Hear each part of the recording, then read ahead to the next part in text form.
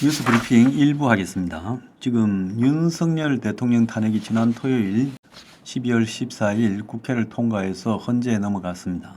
자, 윤석열 대통령 탄핵이 박근혜 전 대통령 탄핵과 놀라울 만큼 이 데자뷰가 있다. 데자뷰라는 것은 어딘가 본 듯하게 비슷하다 이런 뜻이죠. 그래서 지금 굉장히 비슷한 방식으로 제기되고 있다. 다만 다른 것은 박근혜 전 대통령은 4년 차에 탄핵을 당했고 윤석열 대통령은 지금 3년 차에 탄핵을 당했다. 즉 1년간의 시간 차이가 있다는 겁니다.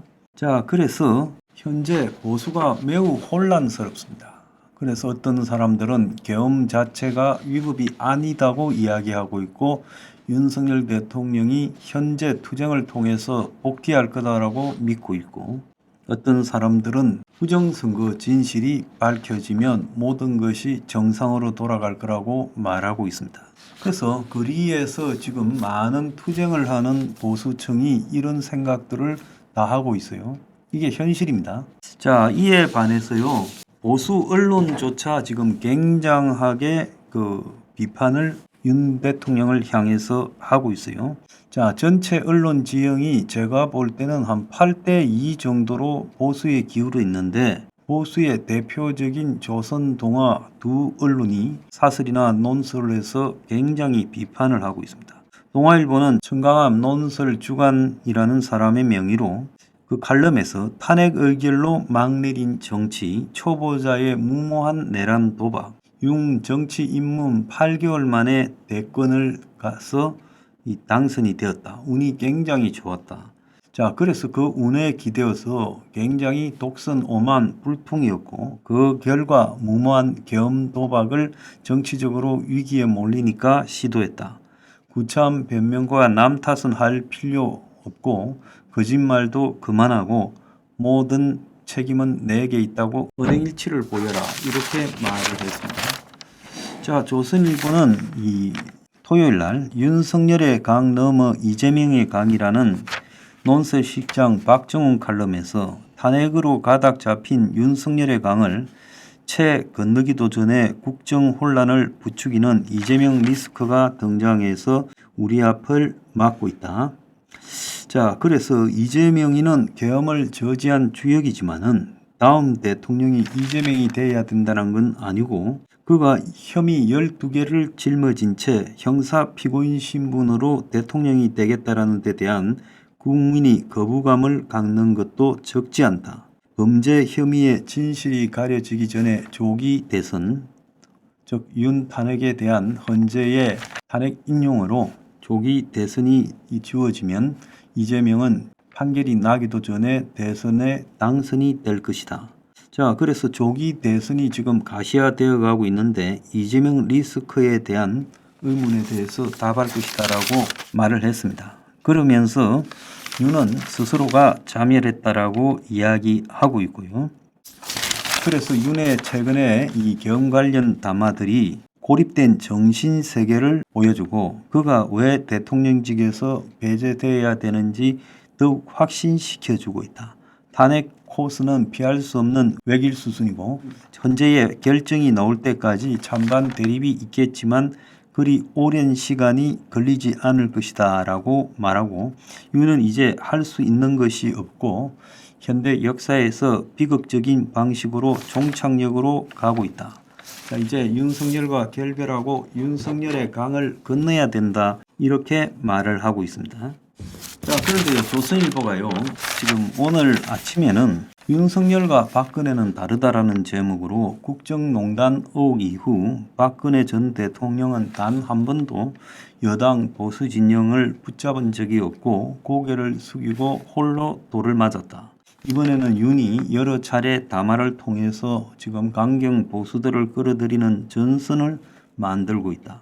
그들에게 비상계엄이나 부정선거 등에 대해서 동의하냐고 물어보고 싶다. 그런데 거기에 대해서 답은 이재명만으로 안 된다라는 말을 하고 동문서답을 하고 있는데 과연 강성 보수층이 이재명만은 안 된다라는 명분하에 탄핵이 옳았다. 그리고 부정선거가 중요하다라는 말을 국민 앞에 해서 설득력이 있겠느냐 하는 게 지금 이 칼럼의 주제입니다. 그래서 조선일보가 이런 칼럼을 실은 것은 자기들이 이 이야기를 하면 비판을 받게 되니까 자기들이 하지 않고 남을 시켜서 한 것이다, 이렇게 보고 있고요. 자, 시사저널에서 윤석열의 유죄가 곧 이재명의 무죄는 아니다라고 나름 그래도 객관적으로 칼럼을 썼습니다.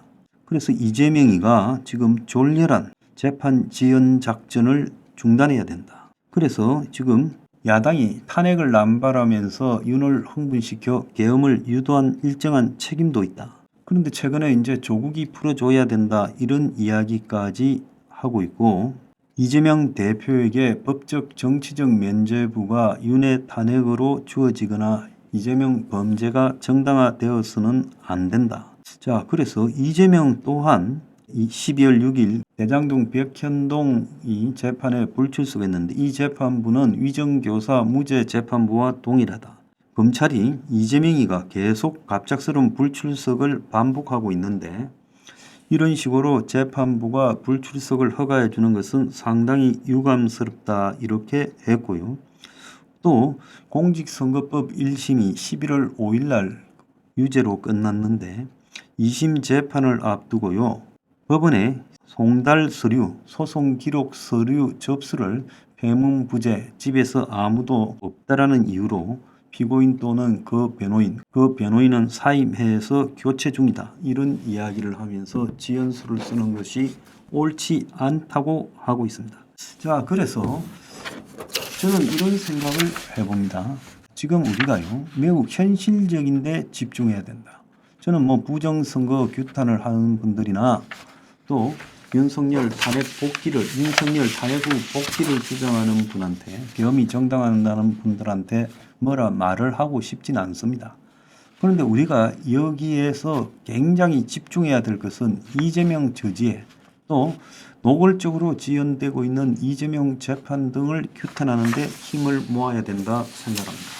제가 앞서서요, 박근혜 탄핵과 윤석열 탄핵이 놀랍도록 일치하는 이유는 박근혜 전 대통령은 2016년 12월 9일에 탄핵되었습니다. 그러니까 윤석열 대통령보다 같은 달 5일 빨리 탄핵이 됐어요. 특검이 2016년 12월 20일에 시작해서 2017년 2월 28일 날 끝났습니다. 그러니까 특검이 한 70일가량 하고 끝났고, 자, 특검의 판단이 헌재 결과에 중요한 영향을 미쳤죠. 자, 박근혜 때는 이 헌재의 보수가 6, 중도 진보가 3이라고 했습니다. 이 사람들은 9명 전원이요, MB 대통령과 박 대통령 때 임명된 사람이에요. 그런데 헌재가요, 12월 9일 날 접수하고 판결은 정확하게 석 달 만인 3월 10일 날 냈습니다. 자, 윤석열 대통령은 다 알다시피 지난 토요일 지금 탄핵 신고가 헌재 접수됐습니다. 자, 그러면 박근혜 전 대통령보다 5일 느리죠. 그런데 지금 헌재 구성은 보수 2, 중도 3, 앞으로 다 채워지면 진보 4시 될 거라고 보고 있습니다. 그래서 박근혜 전 대통령 때보다 훨씬 불리하죠. 자, 특검은 크리스마스 후에 출발을 하지 않겠느냐, 그렇게 지금 보입니다. 헌재에서는 6개월, 180일이라고 규정돼 있지만은 현재 이재명이 조성해가는 사회 선동과 협박으로 볼 때 박근혜 전 대통령 90일 수준에서 결정날 가능성이 큽니다. 그러면 헌재의 판결은요, 3월 15일쯤 내려지고 대선은 2달 뒤인 5월 15일 전으로 치러질 가능성이 매우 높다는 겁니다. 그래서 제가 이 말씀드리는 것은 우리나라의 헌재나 사법부, 특검의 수준이 지금 새가 누구한테 실려 있는가에 좌우되는 것이 길거리 시위로 좌우되는 게 아니라는 겁니다. 지난 박근혜 전 대통령 때도 태극기 시위로 여러 단체가 모여서 집회를 했죠. 대규모만 14차례 했고 그 외에도요, 뭐 여러 집회들이 있었어요. 탄핵 전부터 총 20차례 정도의 집회를 했는데도 불구하고 그 집회의 결과가 조금도 지금 박근혜 전 대통령 탄핵 기각에 영향을 미치지 못했고, 그리고 더 나아가서 몇 분이 돌아가시기까지 했습니다. 그래서 우리가 지난 교훈에서 알아야 될 거는 이번에 계엄이 정당하다. 그렇게 생각하는 것도 충분히 인정합니다. 부정선거 문제가 진실을 밝힐 거다. 부정선거에 대해서 믿는 것도 인정을 합니다.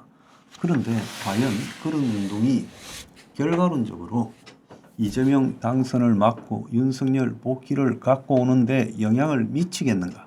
우리가 과거에 박 전 대통령 탄핵 사태에서 교훈을 얻어야 된다고 생각합니다.